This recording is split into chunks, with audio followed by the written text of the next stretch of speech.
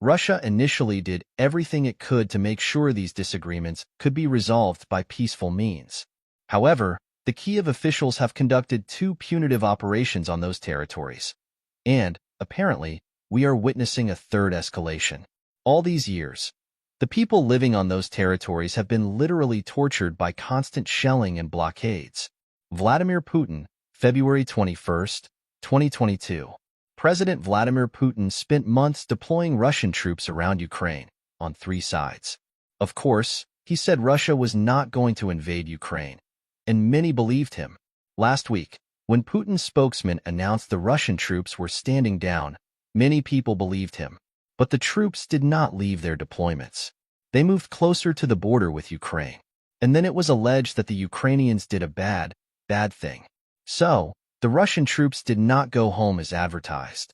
The troops stayed in position, and on Monday, Putin decided to invade eastern Ukraine. And now Putin has asked the Duma for permission to use the Russian military to attack forces outside of Russia. Some intelligence analysts believe that a general invasion of Ukraine will soon begin.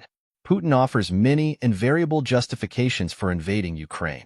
He says America initiated a coup in Ukraine and took it over in 2014.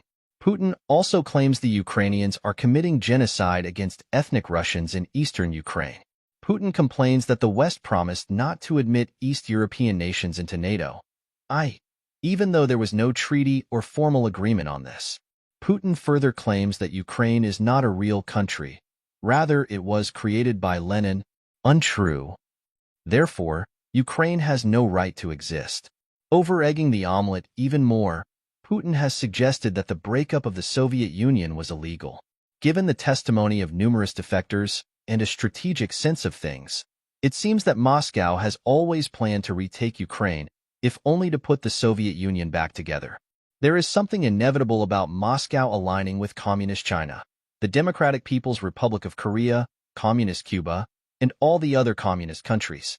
Has anyone bothered to notice this? No. They were all too busy counting their peace dividend, congratulating themselves for winning the Cold War. The return of Ukraine to the Union and the re-emergence of the communist bloc was always in the cards.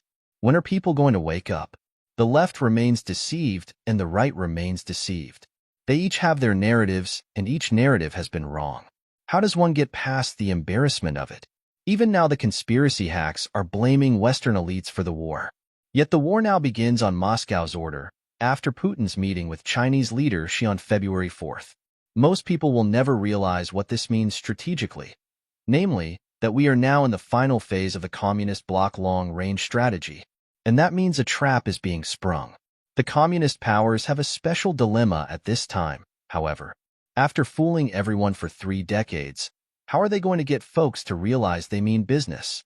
What if they cannot, like a highway robber, convince the West to surrender peacefully at gunpoint? Under the present circumstances, the West is threatening sanctions on Russia over this invasion of Ukraine. Sanctions? On the new owners of the world? But then, does anyone realize who these new owners are? If the United States puts sanctions on Russia, I am told the Russians will launch a devastating cyber attack on the United States. In response to this, President Biden has promised to retaliate in kind. What happens then? A further escalation? Probably. Is there any way to avoid a wider war at this point? How would that be possible given the dynamic we are seeing? Our banks, our companies, our trading systems should have never given Moscow credits or technology or trade advantages. Our leaders should have never admitted China to the World Trade Organization. After 20 years, what is the benefit of this post-Cold War openness toward Beijing and Moscow? We are now on the brink of a war in Eastern Europe, not knowing if it will escalate or not. Putin's government has, in recent weeks, threatened Finland, Sweden, Poland, and the Baltic states. Putin knows that NATO is weak and has been subverted. He knows that America is weak and unready for war. Also, Putin has China as an ally. Why should he fear anyone? He can threaten and bluster, yes, but he can also carry out those threats. He is powerful now. He has built his military and brags of deploying weapons on combat duty without parallel in the world.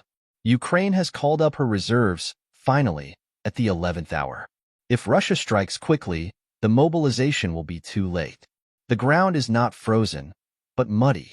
The sky is overcast with rain forecast for Kyiv today. The Russian armor will be slowed. But how much will it be slowed? Ukraine is being abandoned because America and her allies did not prepare, did not take the threat from Russians seriously. And now we are feeding the crocodile in the hope that he will eat us last. Today, the Russian forces have reportedly commenced radio silence. Some sources say that a major war will begin within 2 weeks. Ukrainian President Volodymyr Zelensky has been told that a full Russian invasion, involving air and missile strikes, might begin in the next 48 hours. Ukraine's foreign minister, grasping at straws, said that Russia is ready to attack and there is but a short time left for deterrence, i.e., for the West to declare its willingness to defend Ukraine. The Russian leaders may cynically claim that Ukraine has provoked them and NATO cheated them, but Russia's leaders are the real cheaters. They cheated on the Intermediate Nuclear Forces Agreement. They cheated on the Conventional Forces in Europe Agreement. Even as NATO got rid of thousands of tactical nuclear weapons, the Russians have kept 20,000 such weapons. The proof is now in the pudding. Watch Ukraine.